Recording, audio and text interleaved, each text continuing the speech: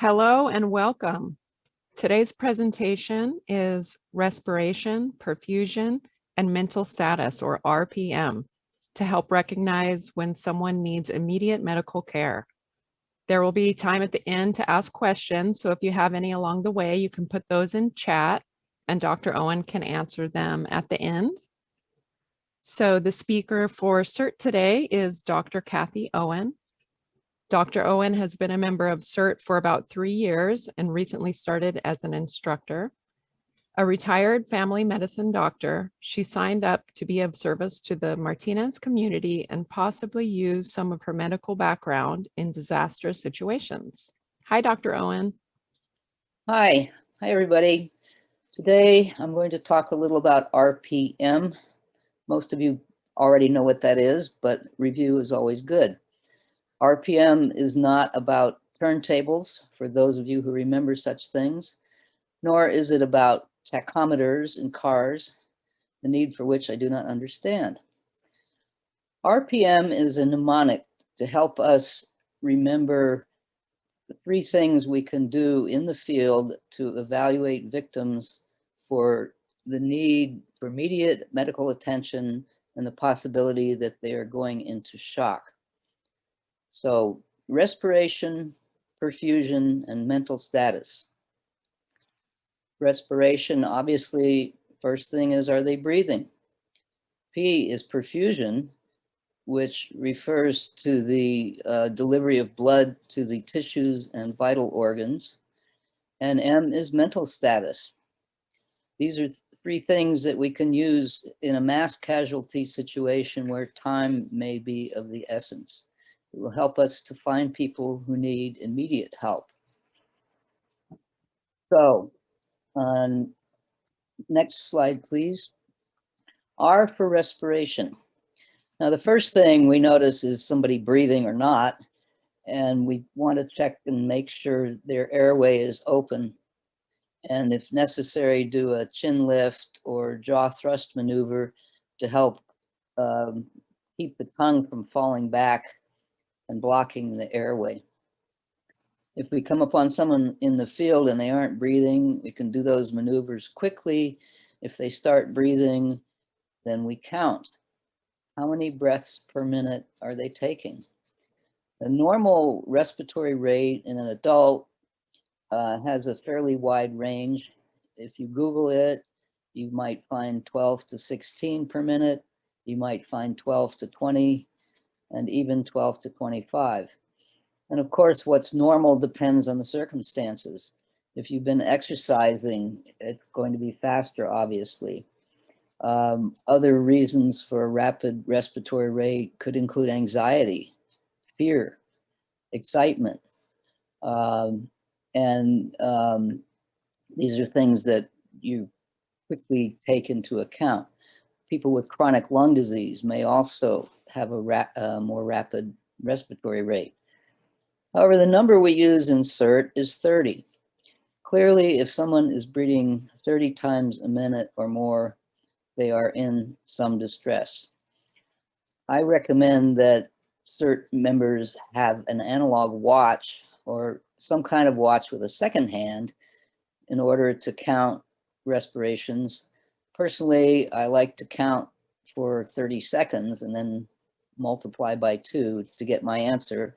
Then I don't feel like I'm waiting forever as I wait for a minute to pass. So respirations, if it's 30 or more, they need immediate medical attention. Next slide, please. Perfusion. Perfusion is about the delivery of blood and what blood has in it to the tissues and especially the vital organs of the body, the kidneys, the liver, the heart, the brain. The heart, when it pumps blood, it pumps through the aorta, the largest artery in the body. And the aorta branches into many smaller arteries and then arterioles. And finally, these branch into capillaries, or as the English say, capillaries. Capillaries, the word capillary comes from a Latin word for hair. And the capillaries are possibly the diameter of a hair.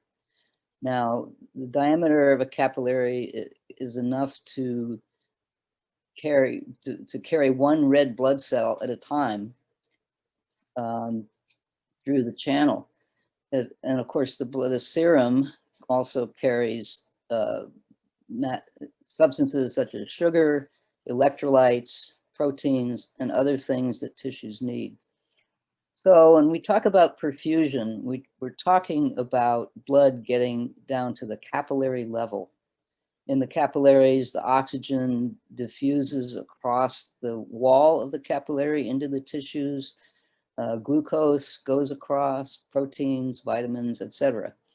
And as the serum and blood, now devoid of oxygen, moves along, it picks up waste products like carbon dioxide and other things. And then the venous system goes into play. The capillaries empty into small veins that empty into larger veins, etc. Till the blood goes back to the right side of the heart, where it is pumped to the lungs to pick up more oxygen. And then from the lungs, the blood goes to the left side of the heart, and the whole circuit starts over again. So how do we evaluate perfusion at the capillary level?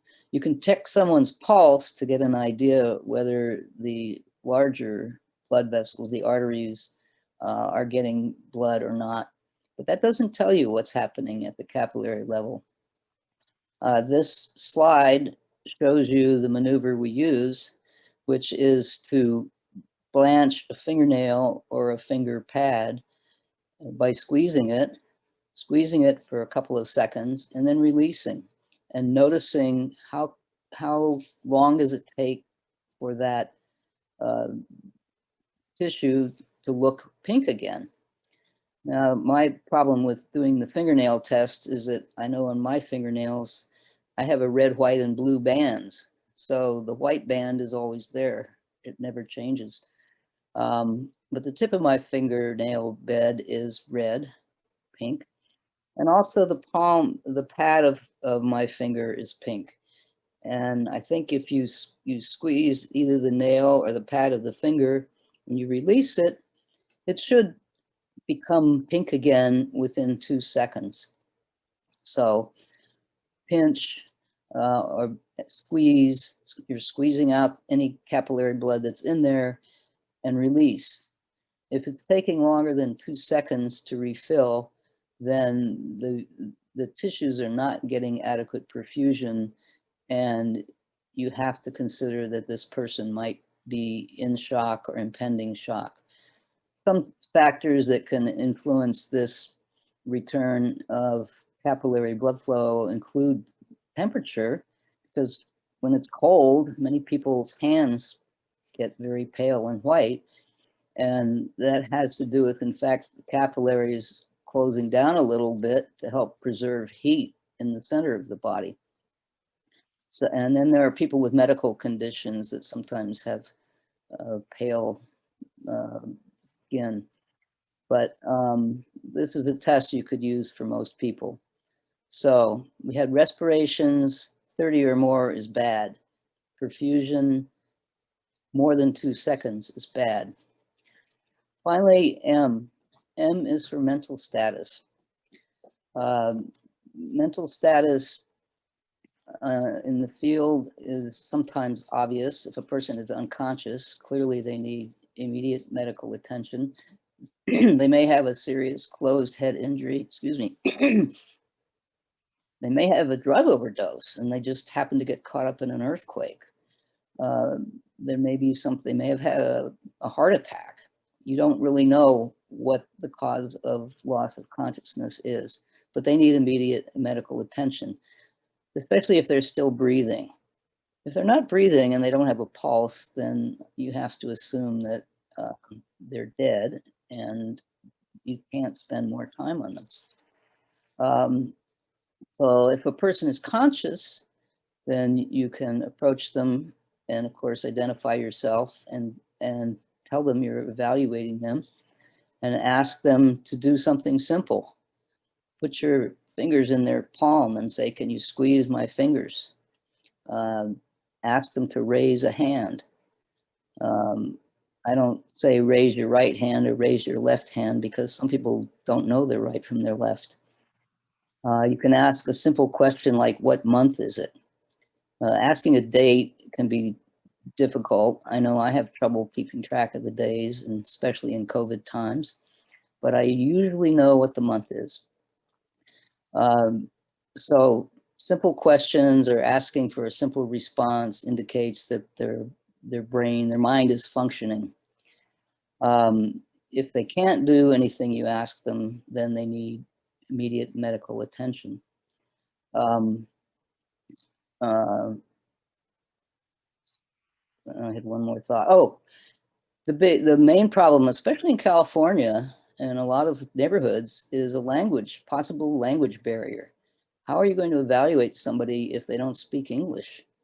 You can try signing things, making a motion, pointing to them, and then raising your own hand and pointing to them as if to say, you do it now. And I frankly don't know how well that works, but we do have to consider such things. Okay, so that's RPM, not revolutions per minute, and a useful mnemonic for helping us to evaluate people in the field for serious medical issues that need immediate attention, and including shock, which I meant to mention is not the emotional kind of shock that people have. He was shocked to learn that he had won the Nobel Prize, or when the chandelier came crashing down, he couldn't speak, he was in shock. No, medical shock is what we're talking about, where the blood pressure is so low that the tissues don't get blood and all the vital organs can be affected. And that's what I have to say. Are there any questions? Yeah, it looks like we do have a couple of questions. First one is just kind of a refresher. When would I use RPM? What kind of situation are we talking about? And I think you went over that. It's when someone is in shock, but could you explain a little more? Well, I think we talk about a mass casualty situation. If there are a lot of people lying around that need to be evaluated quickly to determine who needs more attention and who can wait a little while, that would be that kind of situation. Okay. And then follow up to the question about breathing. What happens if breathing is above 30? What does that indicate? Typically, when you breathe very rapidly, you're not breathing very deeply. And so you're not getting enough oxygen, basically. And that's the bottom line. You're not breathing in enough to get enough oxygen, because you can't take 30 deep breaths in a minute without passing out, actually hyperventilating. Okay. And then follow up By the way, that the rate, that's the in adults, and actually in infants, that can be a normal rate. But we don't usually talk about resuscitating infants in CERT, so. Okay. And then, so the question is, if people are breathing too fast or they're in shock, what comes next? Is that a different presentation, shock altogether? Yeah, I think there is a presentation about shock. I mean, basically, they say you elevate their feet so that any blood can go back to their heart more easily, so it can be pumped. You keep them at warm enough, but not hot, and you don't want them to get cold.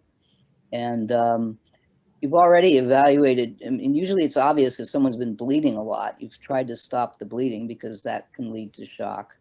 Other things that can lead to shock are, you've heard of anaphylactic shock, where somebody has a severe allergic reaction to a vaccine or medication.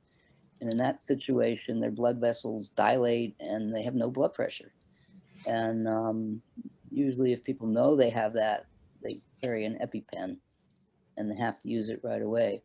But if you don't see somebody bleeding, they could still be in shock because they could have internal bleeding. You can't tell that.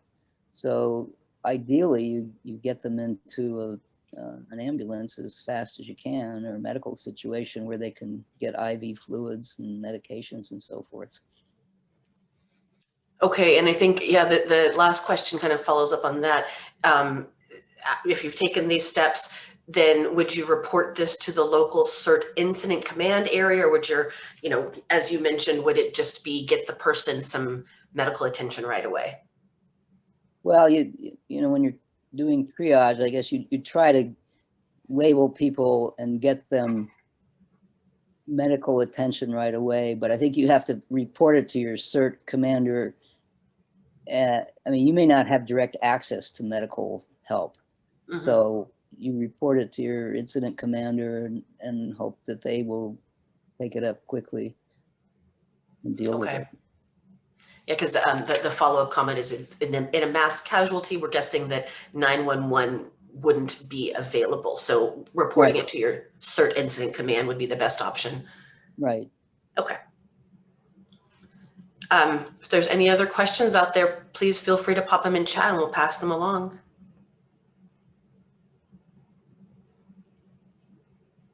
You're welcome, everyone. Okay, well, thanks for coming. And I hope you recalled some stuff. You probably remembered stuff that you already knew. And maybe you learned a little bit. Absolutely. Great. Thank you, Dr. Owen. That was very helpful information. Okay, I hope so. You're welcome. Yeah. And next Tuesday's presentation will be bleeding management to learn how to save someone from bleeding to death. And you can register for that on the library's event page. Thank you, everyone, for joining us today.